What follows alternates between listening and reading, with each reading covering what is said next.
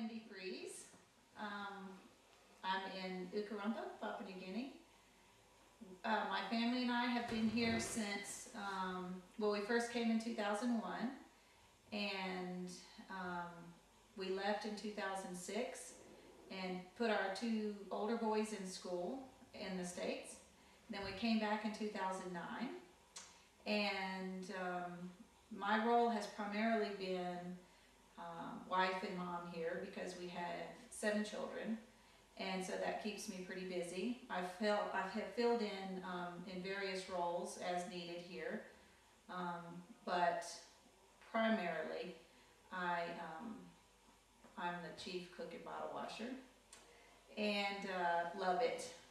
This environment here at Ukarumpa and in the whole country of Papua New Guinea is just very unique, very beautiful, and it's just we just feel like this is where God has placed our family for however long this season is. In terms of being a mom and a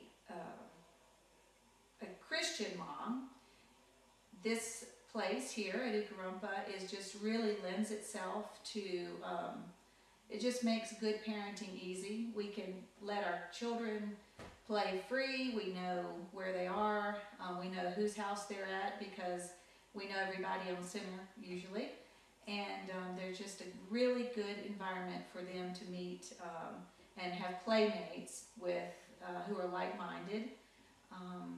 We're a pretty tightly knit Christian community, although that makes it sound like it's a perfect, it's not a utopia here, but when you're all on the same, coming from the same worldview, it makes the challenges and stresses of living overseas much easier to bear.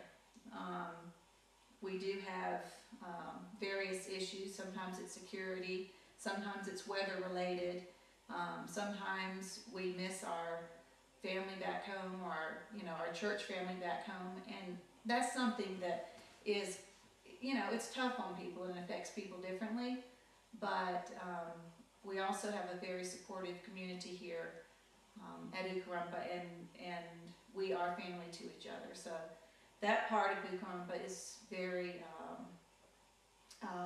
beneficial, and one of the reasons why we are so happy here. Let's see what else. Where are you from?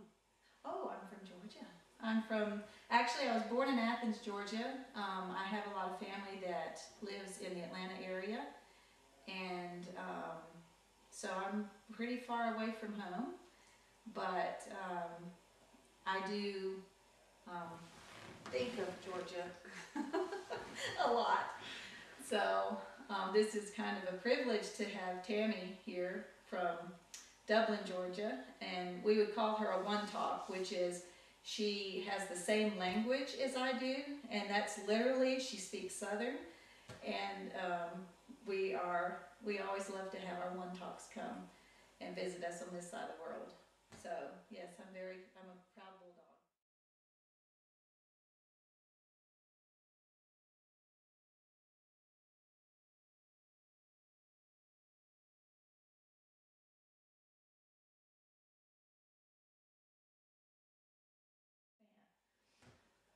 What else? Speaking of one talk, tell us about the difference between the languages here and how you can just go to the next village and people don't understand each other. That's true.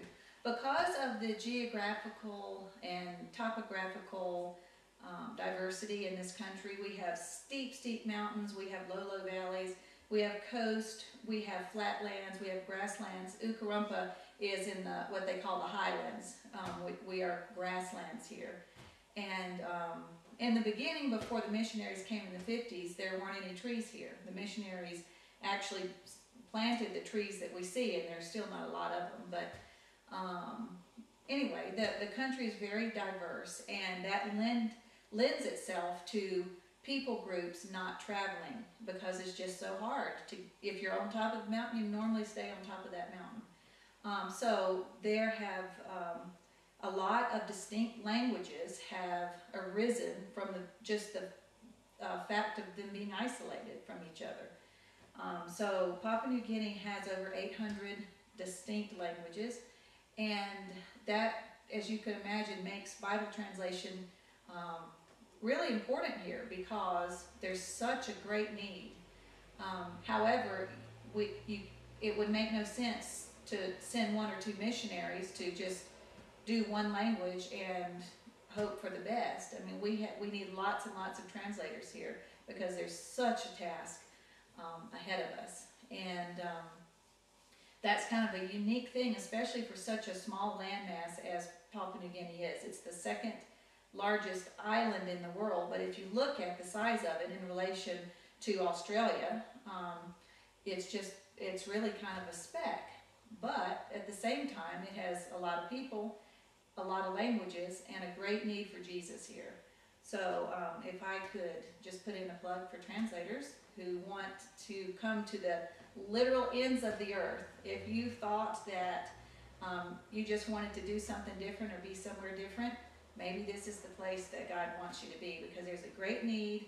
It's very beautiful, it's exotic, and we have lots and lots of work, not just for translators, but for teachers, for pilots, for house parents, for you name it.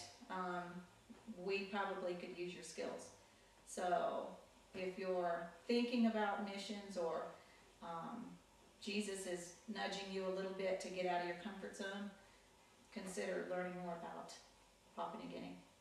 Do you have to know what is the local language here? Well, the trade language is Tok Pisin. Do you have to know that to come here to be a translator? You do not. You don't.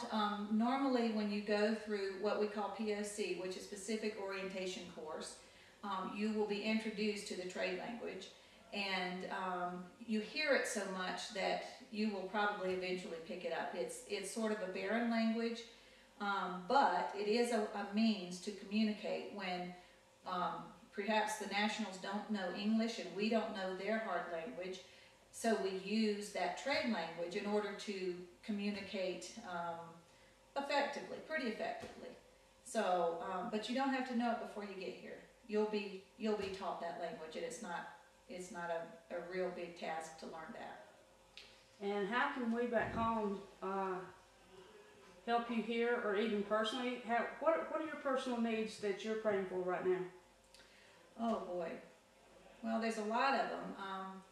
I guess one of the major needs right now is for us to have continue to increase our partnership base, our financial and prayer support back home, because just like in our home countries, it does take money to pay for our expenses here and do what we do.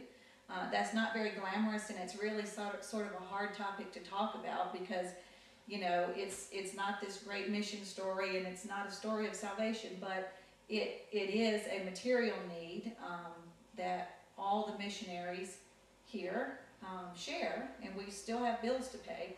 So that is a need. However, God has proven himself as our provider over and over and over again, and we just have faith that he will do that. Another prayer, I guess a continual petition from us, is for our kids back home. We have our two oldest boys are in Georgia, and they are newly married and on their way in their lives, and we just really have a heart for lifting them up every day in their walk with the Lord. They're just continuing maturity, their new marriages, and that's always on our hearts. Another is that God continue to provide our missionary needs, that is sending missionaries here in the roles that I just mentioned, and more, any role actually. It seems like the pendulum swings sometimes. Sometimes we have a whole lot of people here, sometimes we have little, and we're kind of at a low point right now in our staff needs. And when we don't have enough staff to get the job done, that means that those of us who are here do more than our assigned role. We end up doing what needs to be done. And that's kind of a characteristic of any good missionary. They're flexible and they'll do what needs to be done, which is great, but it does sometimes lead to burnout because it's a few people doing more than their share of the load.